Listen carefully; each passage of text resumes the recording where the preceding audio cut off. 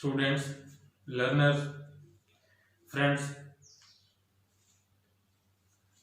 Previous lecture में मैंने animal behaviour को शुरू किया था और मैंने एनिमल बिहेवियर पे बात की थी और बताया था कि एनिमल्स के अंदर जो भी करैक्टर पाया जाता है, जो भी वो मूवमेंट करते हैं, जो भी वो किसी स्टिमुलस को रिस्पॉन्ड करते हैं, वो फौरन किसी स्टिमुलस को रिस्पॉन्स किया जा रहा हो या फिर देर पर रिस्पॉन्स किया जा रहा हो, वो किसी स्टिमुलस को रिस्पॉन्ड किया जा रहा है अर्ली इन द टाइम या बाद में, या फिर वो उनके अंदर एक सीजनल एक्टिविटी आती है, एक सीजनल रिस्पॉन्ड है उनके अंदर क्या है, एक सीजनल रिस्पॉन्ड है जो सीजन के साथ उनमें आता है, वकू पजीर होता है। जैसे एक रिप्रोडक्टिव सीजनल वेरिएशन है उनके अंदर, और कुछ डे एंड नाइट वेरिएशंस भी हैं उनके अंदर, जिसे डायरनल रिदम्स के नाम से भी जाना जाता है। यहां पर सीजनल वेरिएशंस जैसे रिप्रोडक्शन के हवाले से मैं बात की है कि कुछ वो जो अपनी रिप्रोडक्शन को विंटर सीजन में शो करते हैं, विंटर सीजन में करते हैं, कुछ जो कि समर सीजन में परफॉर्म करते हैं, एग्स ले करते हैं, कुछ बर्थ करते हैं, ठीक है। तो उनका सीजन जो है वो वेरी करता है अपनी रिप्रोडक्शन के हिसाब से। वो सीजन जो उनकी रिप्रोडक्शन के हिसाब से वेरी करता है, उस सीजन को हम उनका रिप्रोडक्टिव सीजन कहते हैं। और ये reproductive season belongs to different species, ये डिफरेंट स्पीशीज से बिलोंग्स करता है। डिफरेंट स्पीशीज डिफरेंट सीजन में रिप्रोडक्शन शो करती हैं। डिफरेंट सीजन में वो डिफरेंट जो है वो अपने स्पीशीज जो है वो रिप्रोडक्शन शो करती हैं। अब ये तमाम तर जो है ये उनके बिहेवियर में काउंट होता है, एनिमल के बिहेवियर में काउंट होता है। वो चाहे मैमल्स हों, चाहे बर्ड्स हों या रेप्टाइल्स हों, तो ये उनका एक एनिमल बिहेवियर है।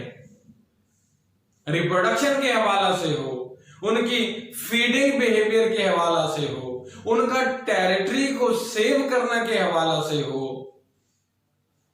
या फिर उनका कोई क्विक रिस्पॉन्स हो,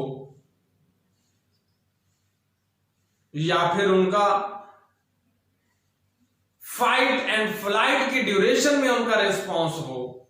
बाहर जिस तरह का भी वो रिस्पॉन्स शो करते हैं, अपने फीडिंग के लिए शो करते हैं, अपने रिप्रोडक्शन के लिए शो करते हैं, अपनी टेरिटरी को सेव करने के लिए करते हैं, नेस्टिंग के लिए करते हैं, पेरेंटल केयर के लिए करते हैं, वो तमाम तर उनकी हैबिट्स, वो तमाम तर जो हैबिट्स हैं वो उनका बिहेवियर काउंट होती हैं। या फिर वो अपनी सर्वाइवल के लिए वो एक इलाका को छोड़कर दूसरे इलाके में जाते हैं, माइग्रेशन करते हैं। ये माइग्रेशन भी अगर करते हैं तो उनके वो बिहेवियर में शो होता है। अब यहां पे मैंने अपने प्रीवियस लेक्चर में ये भी बोला था कि बिहेवियर जो है उसकी स्टडी का नाम इथोलॉजी होता है। बिहेवियर की स्टडी का नाम इथोलॉजी है। बिहेवियर की स्टडी करने का नाम इथोलॉजी है। तो एक ह्यूमन बीइंग की बात की जाए तो एक ह्यूमन बीइंग एनिमल्स की स्टडी उस वक्त से कर रहा है जिस वक्त से उसे एनिमल से वास्ता पड़ा है। उस वक्त से कर रहा है जिस वक्त से उसे एनिमल से वास्ता पड़ा है। वो चाहे एनिमल से उनकी खुराक के उनसे खुराक लेने के हवाले से उसकी वाबस्तगी हो या उसको शिकार करके खाने के हवाले से वाबस्तगी हो, तो ह्यूमन बीइंग का जो है वो लिंक कायम है। एक ह्यूमन बीइंग मुसलसल किसी न किसी लेवल पे उसकी स्टडी किया जा रहा है। तो बहरहाल हमने ये प्रीवियस लेक्चर में बात की। अब हम जिस टॉपिक पे जा रहे हैं वो टॉपिक क्या है? वो टॉपिक ये है कि हम एनिमल बिहेवियर में हमने ये देखना है कि इसका कोई ताल्लुक एनिमल्स का, एनिमल बिहेवियर का, उनके बिहेवियर का उसके नर्वस सिस्टम से है या नहीं। अगर नहीं है तो क्यों नहीं है, अगर है तो कैसे है। अगर एनिमल बिहेवियर की हम बात कर रहे हैं कि उनका बिहेवियर, एनिमल बिहेवियर जो है वो नर्वस सिस्टम से कोऑर्डिनेट कर रहा है, नर्वस कोऑर्डिनेशन उसमें इफेक्ट कर रहा है, उनके एनिमल बिहेवियर में इफेक्ट कर रहा है, तो कैसे इफेक्ट कर रहा है। इसके लिए हमने आज ये हमारा टॉपिक ये है कि एनिमल बिहेवियर वर्सेस जो है वो नर्वस सिस्टम, के नर्वस सिस्टम जो है वो किस तरह इफेक्ट करता है एनिमल बिहेवियर में या नहीं करता। तो इससे पहले कि मैं अपने लेक्चर को शुरू करने की तरफ जाऊं, तो वो लोग जिन्होंने मेरा अभी तक चैनल सब्सक्राइब नहीं किया, इसको सब्सक्राइब करें, बेल आइकन को प्रेस करें और वीडियो पसंद आए तो इसको लाइक और शेयर करना मत भूलें, ताकि मेरा हर आने वाला जो वीडियो लेक्चर है उसको नोटिफिकेशन आपकी मोबाइल की स्क्रीन पर हो और आप उसे जल्द से जल्द जो है उसे देख सकें और वीडियो लेक्चर सुन सकें और इस्तेफादा कर सकें। तो हम चलते हैं अपने टॉपिक की तरफ। कौन सा टॉपिक है? एनिमल बिहेवियर और नर्वस सिस्टम। क्या है? एनिमल बिहेवियर और नर्वस सिस्टम। इस एनिमल बिहेवियर पे और नर्वस सिस्टम पे, एनिमल बिहेवियर की जो स्टडी है वो एथोलॉजी कहलाती है। क्या कहलाती है? एथोलॉजी कहलाती है। जबकि नर्वस सिस्टम की जो स्टडी है वो न्यूरोफिजियोलॉजी कहलाती है। अब इन दोनों फील्ड्स को, एथोलॉजी को और न्यूरोफिजियोलॉजी को कलेक्टिवली जो है वो एलैबोरेट किया गया है। इनका आपस में रिलेशन शो किया गया है। साइंटिस्ट इनका रिलेशन शो करने के चक्कर में थे, वो ये ढूंढना चाहते थे कि एनिमल बिहेवियर जो है उस पे नर्वस सिस्टम अफेक्ट होता है या नहीं होता। और इसके लिए साइंटिस्ट जो हैं लॉरेंस एंड टिनबर्जन, इन्होंने बहुत ज्यादा काम किया और इनको नोबेल प्राइज से भी नवाजा गया। मतलब यू कैन से दैट इन्होंने फिजियोलॉजी, न्यूरोफिजियोलॉजी पे भी काम किया, एथोलॉजी पे भी काम किया, नर्वस सिस्टम पे भी काम किया। इनका जो है वो रिलेशन बताया दोनों का, बिहेवियर का और जो है वो इसका न्यूरोफिजियोलॉजी के साथ जो है वो रिलेशन बताया।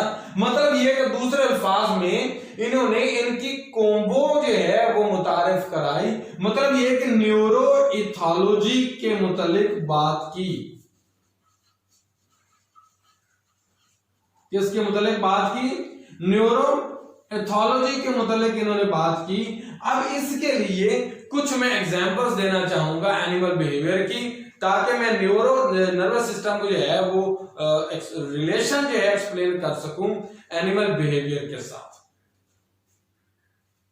तो एनिमल्स में कुछ एग्जांपल्स में, जिनमें मैं पहली एग्जांपल लेना चाहता हूं, इंट्रा स्पेसिफिक कम्युनिकेशन जो है, क्या है? इंट्रा स्पेसिफिक कम्युनिकेशन जो है, इसकी बात कर रहा हूं। अब आपको पता है कि दो तरह की कम्युनिकेशन होती है, काउंटली की जाती है स्पीशीज के हवाले से। एक इंटरस्पेसिफिक और एक intra specific. Intra specific communication जो है ये विद इन स्पीशी, एक स्पीशी के अरकान जो हैं उनके दरमियान जो कम्युनिकेशन हो रही है उसकी बात की जा रही है। जो विद इन स्पीशी एक दूसरे के अरकान एक दूसरे को कम्युनिकेट कर रहे हैं उसकी बात की जा रही है, उसके रेलेवेंट बात की जा रही है। अब विद इन स्पीशी, एक स्पीशी के जो अरकान हैं वो क्या कर सकते हैं, वो एक दूसरे को कम्युनिकेट कर सकते हैं, वो एक दूसरे को डेंजर में बचा सकते हैं, वो एक दूसरे को जो है वो फीडिंग के लिए कॉल कर सकते हैं, वो एक दूसरे को लर्निंग बिहेवियर में कुछ सिखा सकते हैं, वो एक दूसरे को रिप्रोडक्टिव सीजन में कॉल कर सकते हैं। अभी जैसे मैंने जो अब अगर बात करें मुर्गी की बात करें तो मुर्गी जो है वो अपने बच्चों को सिखाती भी है, कम्युनिकेट भी करती है। अब कम्युनिकेशन यहां पे कैसे हो रही है, जो मुर्गी है उसके सामने दाना दुनका फेंका जाता है, वो दाना बिलफर्ज ये यहां पे दाना पड़ा है, वो मुर्गी यहां पे उसको चुगेगी, दाने को उठाएगी और दाने को उठाने के साथ वो उठा के खाएगी भी सही और ऊपर मुंह करके बच्चों की तरफ, अपने चूजों की तरफ मुंह करके वो आवाज निकालेगी। अब वो जो कम्युनिकेट कर रही है ना, अपने बच्चों को कम्युनिकेट कर रही है, वो मुर्गी दाना दुनका खाते हुए उस साउंड को बच्चे जो है वो अपने दिमाग में सेव करेंगे।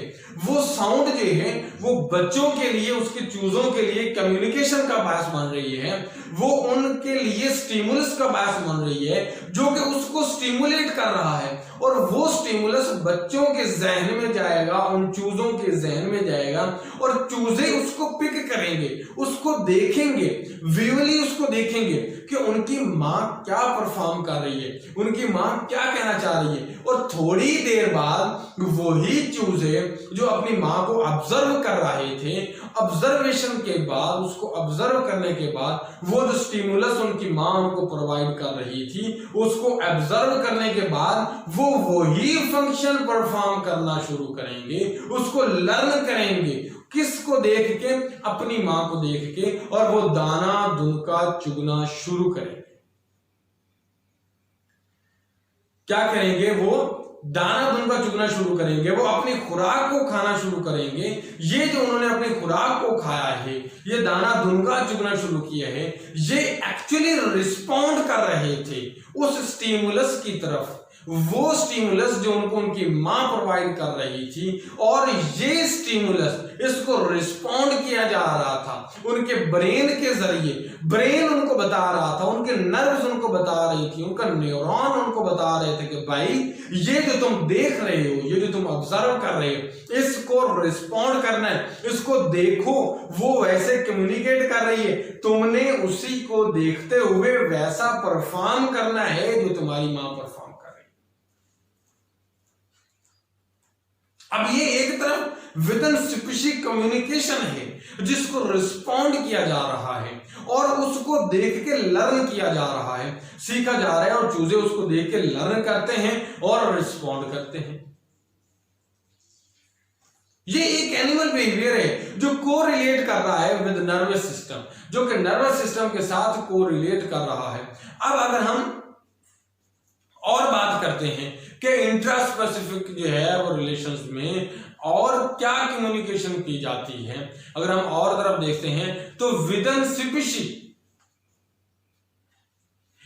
स्पीशीज जो है, ये जैसे कि कौओं की एग्जांपल ले लें तो वो कोई खतरा पेश आता है तो खतरे में वो कॉल करते हैं, वो आवाज निकालते हैं, और उस आवाज को देखते हुए जो काए काए टाइप की आवाज निकालते हैं, उस आवाज को सुना जाता है, उसकी स्पीशीज को सुना जाता है, और वो स्पीशीज उसको सुन के वो ये डिटेक्ट करते हैं कि वो कौन सी साउंड दे रहे हैं, कौन सी आवाज दे रहे हैं, और उसको रिस्पॉन्ड किया जाता है। या फिर वो इकट्ठे हो जाते हैं या फिर वो भाग जाते हैं। तो दोनों कंडीशन में उनका जो दिमाग है वो डिसीजन ले रहा है उस स्टिमुलस को, वो जो स्टिमुलस वाली साउंड है उसको सुन के वो जो है वो डिसीजन लेता है कि what ever they do their, उन लोगों को क्या परफॉर्म करना है, वो क्या परफॉर्म करेंगे, क्या वो कौन सी साउंड है जो, अब ये कैसी साउंड है, ये कैसी कम्युनिकेशन है जो स्पीशीज दूसरे स्पीशीज को तो नहीं इफेक्ट कर रही है, उनकी जो कॉज है वो जो आवाज निकाली जा रही है वो किसी मुर्गी को अफेक्ट नहीं करेगी, किसी दूसरे स्पीशीज को अफेक्ट नहीं करेगी। तो ये एक कम्युनिकेशन है जो इंट्रा स्पेसिफिक कम्युनिकेशन की हम बात कर रहे हैं। भारत यहाँ में 2 एग्जांपल हुई, तो हम आगे चलते हैं नेक्स्ट एग्जांपल में कि कौन सी है कि फाइट एंड फ्लाइट की सिचुएशन में एनिमल्स क्या करते हैं। फाइट एंड फ्लाइट की सिचुएशन में कि ये वो कंडीशन है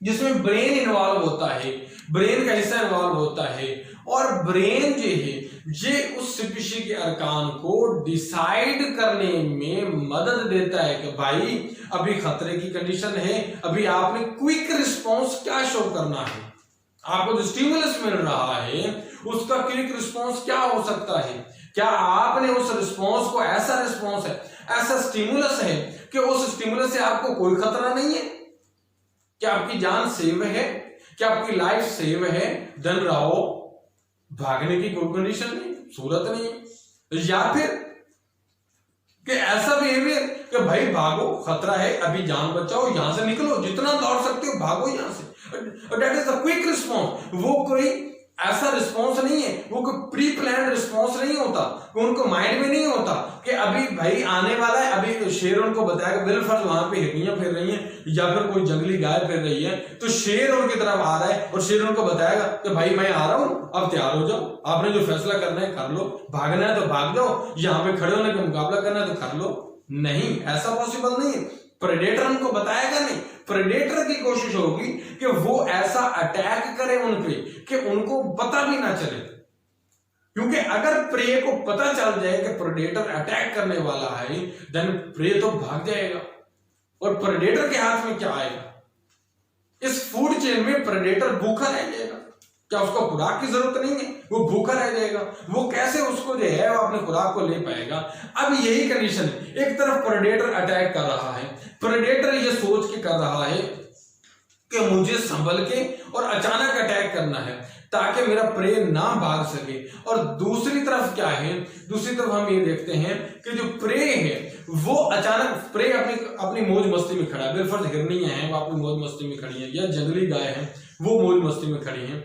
अब होता क्या है कि अब हिरनियां एक जगह पे खड़ी हैं, ऊपर से शेर ने हमला किया, वो गिरोह की शक्ल में पानी पी रही थी या वो खुराक घास चल रही थी, ठीक है, ऊपर से शेर ने हमला किया। होता क्या है, अब उस वक्त शेर ने जैसे हमला किया, शेर को देखा तो उन्होंने सोचा नहीं, ज्यादा देर उन्होंने डिसीजन नहीं लिया, कोई हार्मोनल इफेक्ट नहीं हुआ, मतलब कि उन्होंने क्विक रिस्पॉन्स किया, भागो, that was fight and flight condition, उनको भागना पड़ा। अगर वो लेट करेंगे, अपने डिसीजन पावर में लेट करेंगे, वो शिकार हो जाएंगे, इसलिए वो फाइट एंड फ्लाइट की कंडीशन थी, क्विक रिस्पॉन्स था, इसमें नर्व्स ने इफेक्ट किया, न्यूरॉन्स ने इफेक्ट किया, और क्विक डिसीजन लिया गया कि भागो भाई, यहां से भागो, अपने जितने तेज भाग सकते हो जान बचाओ, अपने प्रेडेटर से जान बचाओ। तो एक तरफ ये रिस्पॉन्स है, दूसरी तरफ मैं एग्जांपल देता हूं किसकी, एक तरफ मैंने हिरनी की एग्जांपल दी, एंटलर्स की एग्जांपल दी, दूसरी तरफ एग्जांपल देता हूं जंगली गाय की।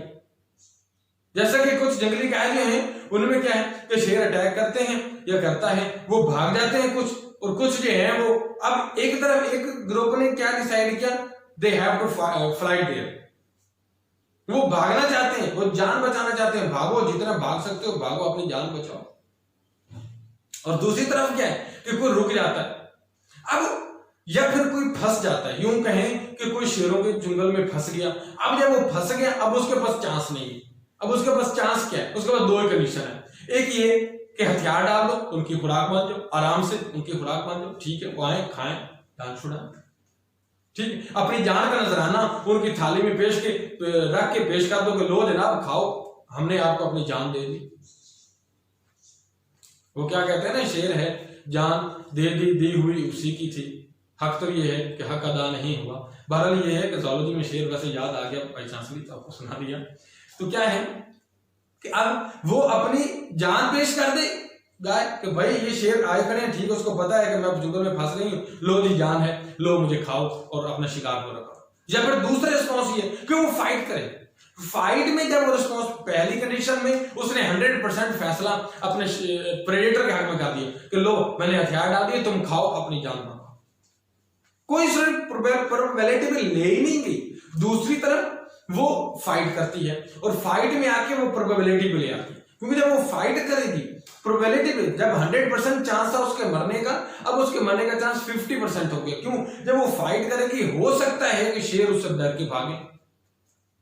तो ये जो क्विक रिस्पॉन्स था, और ऐसा होता है कि जंगली गाय जो है या कोई भी, जैसे कि हाथी की तरफ देख लें या कोई और बड़े जानवर देखें, तो वो क्या करते हैं, रिस्पॉन्ड करते हैं, कुछ लड़ना शुरू करते हैं, उसके सामने लड़ते हैं, अपने प्रेडेटर के सामने लड़ते हैं, और नतीजा ये होता है कि कई एक कामयाब हो जाते हैं, उनको डरा देते हैं, उनको जो है वो खौफजदा कर ले, स्केयर कर देते हैं और अपनी जान बचा लेते हैं। ये था जनाब फाइट एंड फ्लाइट की कंडीशन में नर्व्स का अफेक्ट करना उनको, और ये उनके बिहेवियर में कि अब वो जो काम कर रहे हैं उनको बिहेवियर था, लेकिन यहां पे उनको जो है बिहेवियर इफेक्ट कर रहा था नर्वस सिस्टम की वजह से।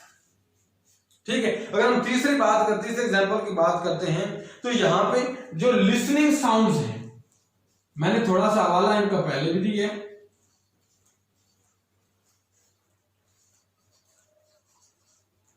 अब लिसनिंग साउंड्स में क्या है कि ये अगर हम बर्ड्स की एग्जांपल करते हैं, तो बर्ड्स जो हैं वो मुख्तलिफ किस्म की कॉज देते हैं। जैसा कि एक तरफ तीतर है जिसे ब्लैक पार्ट्रिज के नाम से जाना जाता है, फ्रैंकोलिनस इसका साइंटिफिक नेम है, ब्लैक पार्ट्रिज। अब इसका साइंटिफिक नेम क्या है, फ्रैंकोलिनस जो है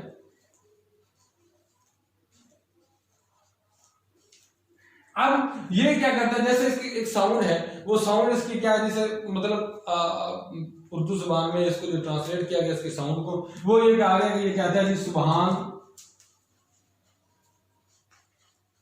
तेरी कुदरत। अब ये क्या उर्दू लैंग्वेज में इसको ये किया जाता है, ये समझा जाता है कि ये तारीफ कर रहा है, ये जो है वो अपने गॉड की जो है वो प्रेज कर रहा है, उसकी तारीफ कर रहा है। लेकिन इसकी तरफ जो है कुछ और भी देखें कि जो बर्ड्स हैं वो सॉन्ग देते हैं, कम्युनिकेट करते हैं दूसरे बर्ड्स को, और वो रिप्रोडक्टिव सीजन में उनकी कॉज मुख्तलिफ होती है। रिप्रोडक्टिव सीजन में उनकी जो साउंड है, उनकी पिच और फ्रीक्वेंसी जो है वो वेरी कर रही होती है। ठीक है, उनके जो नोट्स होते हैं साउंड के, वो क्या होता है कि ये अपने जो उनके नेस्ट में एग्स पड़ी होती हैं, चोंच को उनके साथ रिट्राइव करती हैं, घुमाती हैं, मतलब ये एग को पीछे की तरफ घुमाती हैं, क्योंकि जब वो ब्रूड कर रही होती हैं, उसको इंक्यूबेट कर रही होती हैं, ऊपर बैठी होती हैं, तो उसके साथ वो एग्स को पीछे की तरफ घुमाती हैं। अब यहाँ पे ये एग रिट्राइवल जो है ये उसमें कैसे इफेक्ट करता है जनाब, कि यहाँ पे आप ये कहेंगे कि ये उसका नर्वस कम्युनिकेशन में कैसे इफेक्ट करता है। एग रिट्राइवल किस तरह इफेक्ट करता है, इसलिए उन्होंने कुछ एक्सपेरिमेंट के टर्नबर्जर ने एक्सपेरिमेंट किए कि कुछ वुडन एग्स लिए, जो मॉडल एग्स थे, वुडन एग्स को लिया, उनके सामने रखा मुख्तलिफ साइज के लिए, और उन्होंने उसको रोटेट नहीं किया।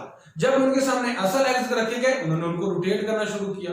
फिर इसका एक और उन्होंने हल निकाला कि कुछ और एग्स लिए जो उनके एग्स के थे, एग्स तो रियल एग्स थे, लेकिन कुछ बड़े थे, कुछ छोटे थे, कुछ ग्रीन थे, कुछ और कलर के थे। तो ये गुल्स के सामने रखे गए, तो क्या हुआ, जो गुल्स थी उन्होंने बहुत बड़े एग्स थे उनको रिट्राइव नहीं किया, उनको रिस्पॉन्ड नहीं किया, लेकिन जो उनके एग्स के साइज के एग्स थे उनको उन्होंने रिट्राइव किया, उनको उन्होंने घुमाने की कोशिश की, उनको अल्टरनेट भी किया, उनकी जगह को भी तब्दील किया। ठीक है, लेकिन और फिर जो उनके रेलेवेंट कलर के जो एग्स थे ग्रीन, उसको उन्होंने रिस्पॉन्ड शो किया, दूसरे कलर को नहीं शो किया। इट मीन दैट कि ये जो बिहेवियर है, ये एग्स का साइज था, ये एग्स का जो कलर है, ये रिस्पॉन्ड करवा रहा है, ये इसको रिस्पॉन्ड करवा रहा है कि भाई ये जो एग्स का जो कलर है, ये एग्स का साइज, बड़ा जो एग का साइज है वो भी उनके लिए रिस्पॉन्ड नहीं करवा रहा, उसको स्टिमुलेट नहीं करवा रहा। ठीक है, तो उसका जो ग्रीन के अलावा कोई कलर है वो भी उसको रिस्पॉन्ड नहीं करवा रहा। तो अल्टीमेटली एक्चुअली बात क्या थी, वो बात ये थी कि भाई जो साइज ऑफ एग है वो स्टिमुलस प्रोवाइड करता है, उसको स्टिमुलेट करता है किसको, मुतलका जो है गुल्स को, और वो स्टिमुलस जो है वो उसको स्टिमुलस के रिस्पॉन्स में वो रिस्पॉन्ड करते हैं। अगर वो साइज एग का बड़ा होगा, दो कांट जो है उनको स्टिमुलस जो है वो नहीं दे पाएगा और स्टिमुलस को रिस्पॉन्ड सही तरीके से नहीं कर पाएगा, और या फिर कोई और कलर का जो है वो एग है वो भी उसको स्टिमुलेट नहीं कर पाएगा। तो एक्चुअली ये स्टिमुलस जो उनको मिल रहा है, एग के साइज का जो स्टिमुलस मिल रहा है वो उनको क्या कर रहा है कि वो उनको रिस्पॉन्ड करने में मदद दे रहा है। अब अगर इसके बाद बात करते हैं तो फ्रॉग वगैरह की बात करते हैं, तो यूरोपियन फ्रॉग या जो है वो टोड के एंड पे